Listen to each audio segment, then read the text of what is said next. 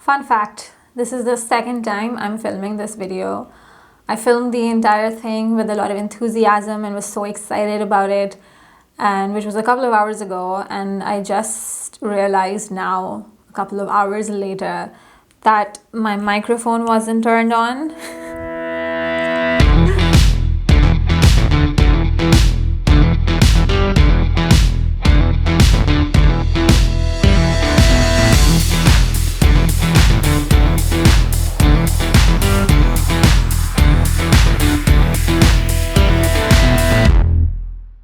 Hola, hello, namaste, assalamu alaikum. Okay, so today I'm picking up off from the last video in which I gave a brief introduction on the chakra system of the human body. And the chakra system is basically a bunch of energy centers, a bunch of energy vortexes inside our body. And while there are more than 100 chakras in our body, there are 7 main ones that usually get the most attention, and these 7 chakras start from the base of our spine all the way up to the top of our head. So today I'm talking about Muladhara, which is the root chakra, which is the one located at the base of our spine. The color that is generally associated with this chakra is the color red.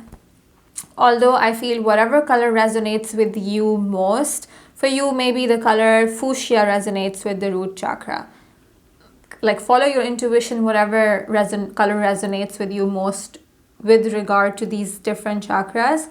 But generally, commonly, the color red in the Western chakra studies, in the Western chakra system, the color red is associated with it. So all these chakras in our body, the 7 main ones, each chakra holds a software, a program, a set of guidelines that we pick up psychologically, software that we write for ourselves, and kind of like our personality, our fears, our strengths, our weaknesses. Usually all our traumas, our unresolved traumas, are the ones that are causing these energy centers to either be deficient or be excessive, so be out of balance. So for the root chakra, as the name suggests, this is the foundation of us, of our body, of our experience, of our consciousness in this human form on earth.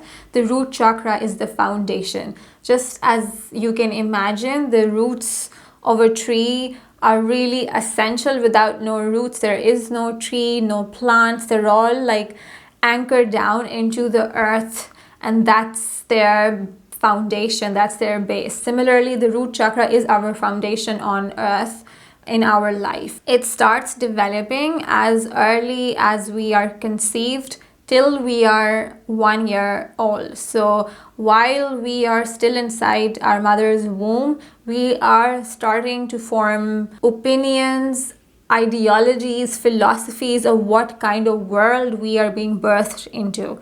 So this chakra is all about survival.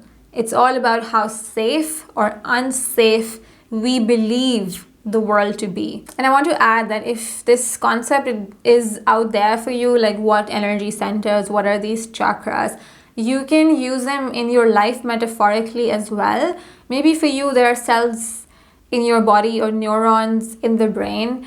It's just about taking an introspective, self-reflective journey of your life, of how you may or may not have experienced some traumas that could have affected the flow of energy within these chakras. For example, if you were an unwanted child and your mother felt that, like she was not happy with the pregnancy, or she was unsure, or if she had any sort of feelings while she was pregnant with you that she is not in a safe environment, then the child absorbs that energy and uses that to form an opinion of how safe this world is. So if the mother is feeling that she doesn't want the child, and the child is feeling unwanted, then that translates as a software in our system, in our computer, that this is an unsafe world and I am not wanted here, or I am not loved.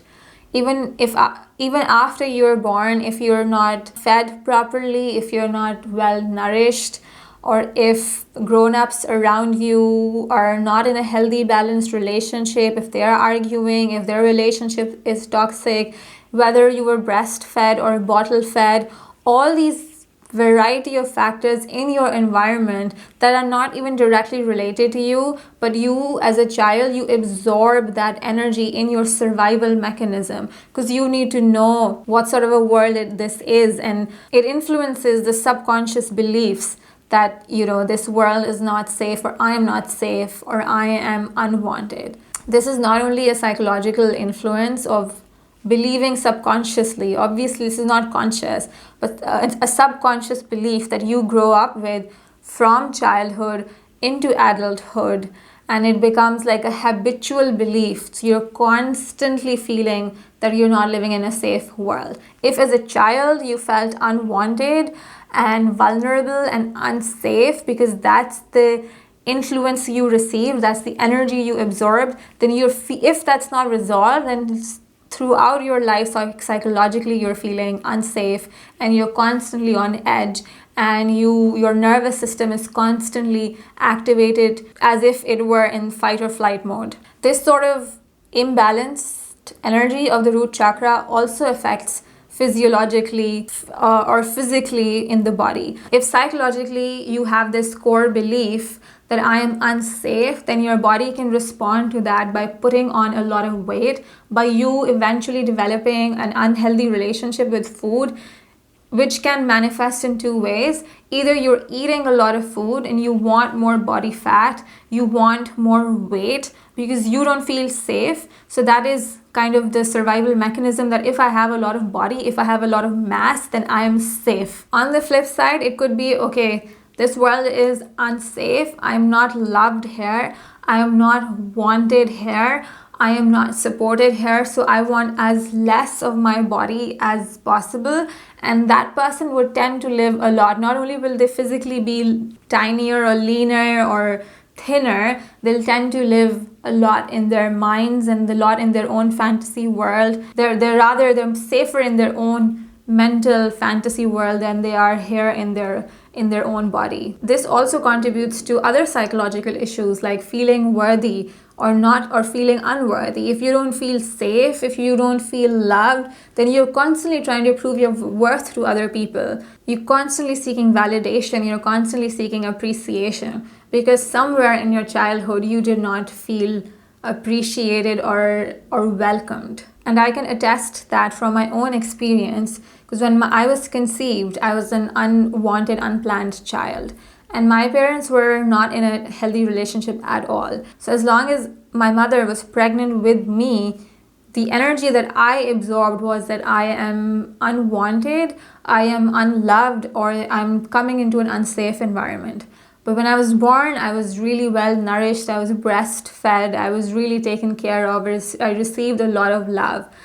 But partially, my root chakra had developed inside my mom's womb, and I had those beliefs well into adulthood that I'm now untangling, that I'm now waking up to, and I'm now healing. So this current situation is such a good opportunity for all of us to take an inventory of our earlier years on this planet, because this crisis has really activated the habitual fear programs collectively. It has shown and shed light on this fact. I'm using the word fact for lack of a better, on this situation that majority of us inside are just frightened children. A lot of us psychologically deep down feel unsafe. If we haven't healed that frightened child part of us, then obviously we would panic buy. We would feel that the world is about to end. We would only think about us. This is like if our ancestors were in the wild and they came across a lion or a leopard, the fear that we would feel in that situation is healthy fear. We need that. But imagine that fear constantly running in the background of our everyday lives. that we are not aware of because we've just grown accustomed to it. It's just something in the background, we don't pay attention to it. But if we pause and use this opportunity where a lot of us, like pretty much all of us, are now spending a lot of time indoor, and our access to our usual lives of distraction and consumerism are on hold, we can use this time to just take inventory, to go inside and ask, what is the response? How am I responding to this pandemic?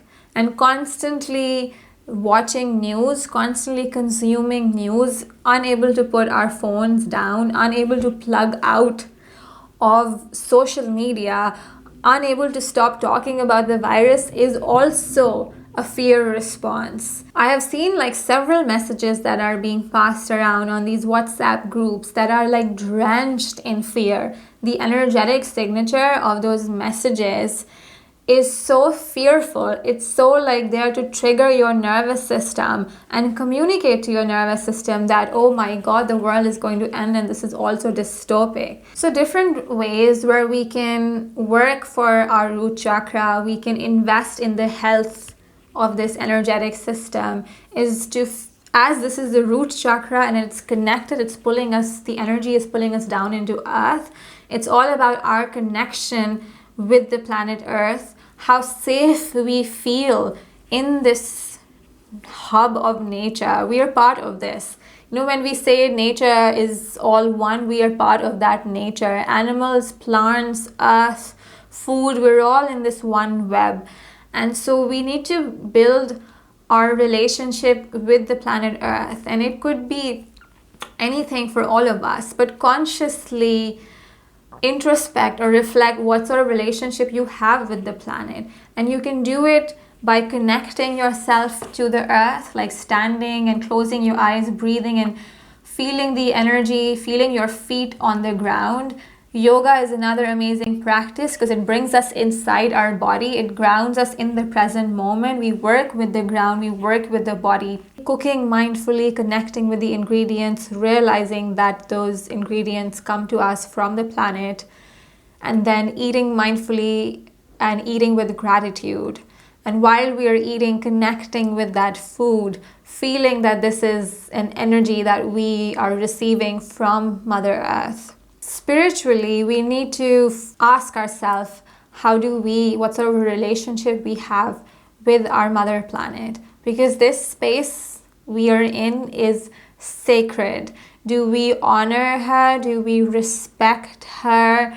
How are we? With what frequency are we connecting to the planet? How are we treating animals? How are we treating the flora and fauna? How are we contributing towards a more green or a healthier environment? So all this type of inventory, consciously building a relationship with the planet and all her creatures, including human beings, will all contribute towards having a healthier, more balanced root chakra. Right now, during this time, if you have access to outdoor space, that is amazing. Get out for a few moments without our phones, without smartphones, and just feel the air, feel the sun. The weather in the UK has been really amazing the past couple of days. So get out in the sun, feel that air, and reset. Enjoy a couple of moments of silence outdoor. And if you don't, as I don't, but I have a refuge in my apartment, a space that I have curated to be this loving, comfortable, safe space. In front of me are plants, and outside there's a window. I can see the sky, I can see the birds, I can see the trees. So every time I sit here, this is kind of like my refuge. I feel held and loved by nature, by earth, and I feel like I'm safe here and I belong here and I'm loved and I'm welcomed. Which is another way, like, to repeat affirmations. If you feel that you're feeling jittery, or if you're unable to relax, or if you're feeling on edge, is to pause and you repeat some affirmations like, I'm safe, I'm loved, I'm held, I'm welcomed, I'm in here, I belong here, I'm supported by the earth, breathing, feeling the feet on the ground, and I'm safe. And the more often we repeat, it becomes a belief in our programming. We need to make this a habit. We need to feel that we are being nurtured by the planet, or we are part of one stitched fabric. We are all connected. We are all stitched together. And the more we remind ourselves of that every single day, the more natural it's going to feel. That's all from me on the root chakra. Thank you for listening and have a wonderful time. Bye bye.